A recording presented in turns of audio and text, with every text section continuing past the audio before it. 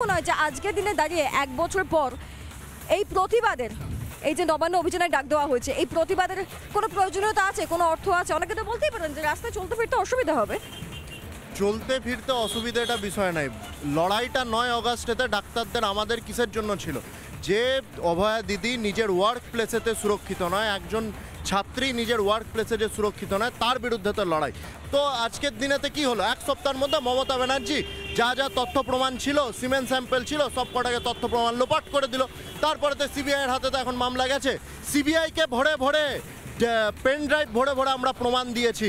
যারা এখন অনেকে বহুত প্রভাবশালী কেউ ছিল, যার হয়তো বাবা তৃণমূলের বড় নেতা, দাদু হয়তো তৃণমূলের বড় নেতা। প্রমাণ দিয়েছেন বলতে মানে আপনারা কোনো ডকুমেন্ট আপনাদের কাছে ছিল যে আপনারা? অবশ্যই আমরা যেখানে দেওয়া দরকার, যা যা ডকুমেন্ট দেওয়া দরকার দিয়েছি। গভর্নর থেকে শুরু করে সিবিআই কর্তৃপক্ষ থেকে শুরু করে সবাইকে দিয়েছি।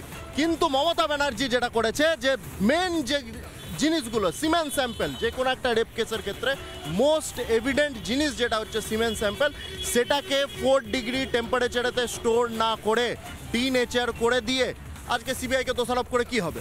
আর বডিটা কে জ্বালালো? বডিটা তো ওখানে দাঁড়িয়ে থেকে ওখানকার কাউন্সিলর এমএলএরা জ্বালিয়েছে, সেইটার ওপরেতে কে বলবে? অর্থাৎ সেই পুরোনো রাগগুলো, পুরোনো ক্ষোভগুলো, 1 বছর আগের যে পুরোনো রাগগুলো, সেই রাগগুলোই হয়তো এখন প্রকাশ্যের সামনে চলে আসছে। আর এদিকে আমরা দেখতে পাচ্ছি যে আমাদের রাজ্যে আর কিছু হোক না হোক, কোনো প্রতিবাদ আটকানোর বহাল তবিয়াতে একটা ব্যবস্থা করা হয়। অভয়ের মা বাবা যারা এই নবান্ন অভিযানের ডাকটা দিয়েছেন, মূলত তারা কি এক্সপেক্ট করছেন সহনাগরিকদের কাছ থেকে? শুনুন তো একবার। এটা তো প্রশাসন আটকানোর চেষ্টা করবে, কারণ প্রশাসন আমার মেয়ের মৃত্যুর সঙ্গে সম্পূর্ণভাবে জড়িত এবং প্রশাসন তার দায় অস্বীকার করছে। এটাই সবচেয়ে তার একটা প্রমাণ প্রশাসন রাখছে। তবে যাই করুক, শান্তিপূর্ণ আন্দোলন চলবে, মানুষ রাজপথে নামবেই। স্ট্র্যান্ড রোড, এমজি রোড সব একদম 10 ফুটের লোহা গাঁথনি দিচ্ছে। রানী রাসমণি যেখানে ডেকোরেশন শুরু হবে সেখানেও দিই, কিন্তু মানুষ জমায়েত হবে, মানুষ জমায়েত হবে, স্লোগান দেবে, প্রতিবাদ করবে, শান্তিপূর্ণভাবেই করবে। মুখ্যমন্ত্রীর বিরুদ্ধেই আমি কয়েকটা কথা বলছি।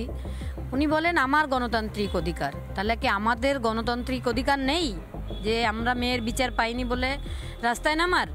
উনি আটকাচ্ছেন যেমন, সেটা কি ওনার গণতান্ত্রিক অধিকার? এটা একটা প্রাতিষ্ঠানিক খুন। প্রতিষ্ঠানের বিচার দিলে একদিনেই হয়ে যেত। 9 আগস্ট 2024 যেমন আমার মেয়েকে সবাই তারা ঘরের মেয়ে মনে করেছিলেন, আমি সারা দেশ বিদেশের সবাইকেই আহ্বান জানিয়েছি, ওই দিন তারা তো নবান্নে আসতে পারবেন না, কিন্তু তাদের মতো করে তারা যেন আন্দোলন করুন। সমস্ত চেতনা যাদের আছে, মানুষ মান এবং হুঁশ যাদের আছে, তারা আমার মেয়েকে যারা ঘরের মেয়ে মনে করেছিলেন তারা সবাই আসবেন মিছিলে। আর আমি মুখ্যমন্ত্রীকে কাছে একটাই অনুরোধ করব, যেদিন সেদিন মিছিলে কোনো রক্ত না ঝরে, কেন কোনো আমরা এটা একটা শান্তিপূর্ণ মিছিল, উনি যেন ওনার শক্তি প্রয়োগ করে কাউকে মারামারি যেন না করেন। নানা ধরনের কন্টেন্ট দেখার জন্য লাইক করুন, শেয়ার করুন আমাদের ফেসবুক পেজ, সাবস্ক্রাইব করুন আমাদের ইউটিউব চ্যানেল। পাশাপাশি অন্যান্য ব্রেকিং নিউজের জন্য অবশ্যই চোখ রাখুন রিপাবলিক বাংলায়।